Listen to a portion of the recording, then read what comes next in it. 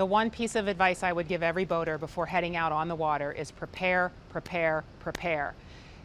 Thinking it through, having a boater safety checklist, making sure you have emergency equipment on the boat, making sure you have a sober boat operator. All of those things, doing those things ahead of time allows for everyone to have a great day on the water.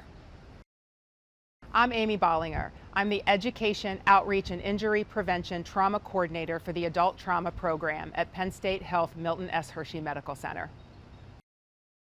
I think alcohol becomes more dangerous in a boating situation because we just fail to realize that operating a boat is very similar to operating a vehicle, a motor vehicle. We hear all the time in news, social media, everywhere, the blitz of impaired driving when we're talking about cars, trucks, and motorcycles. We don't really hear about that with boating nearly as often. But driving a boat or operating a boat while you're impaired can have deadly consequences for everybody on the water.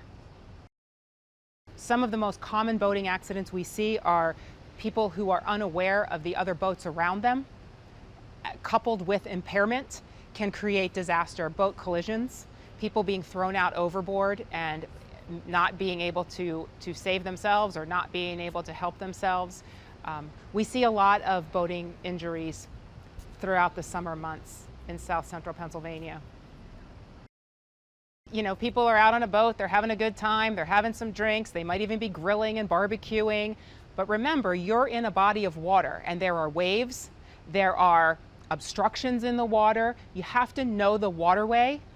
If you are responsible for operating that boat, you need to know the depth of the water, the current of the water, if there are dams, obstructions, all the things that might be in that open body of water.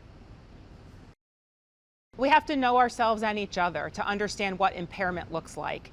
People who are impaired may have slurred speech, slower reaction time, they may be a little sweatier than normal. They might not be acting appropriately. They might not answer your questions appropriately. Anybody who's had more than a drink or two should not be behind the wheel of a boat. It's just that simple. Everybody on the boat is at risk. Some of the mistakes that concern me most on a holiday weekend when everyone wants to be out on the water, especially when it's hot like this, is inexperience. People not understanding that they are still operating a several hundred to several thousand pound piece of machinery. Now we're just in the water. People not wearing U.S. Coast Guard approved life jackets that fit, that are fitted for the person. Everybody should have one on. Understanding that water adds a level of complexity. The current of an open body of water looks very different on the surface than it does 12 to 18 inches below the surface of the water. It might be a whole lot faster, 12 to 18 inches below the surface. Currents can change in a heartbeat. Watching for weather.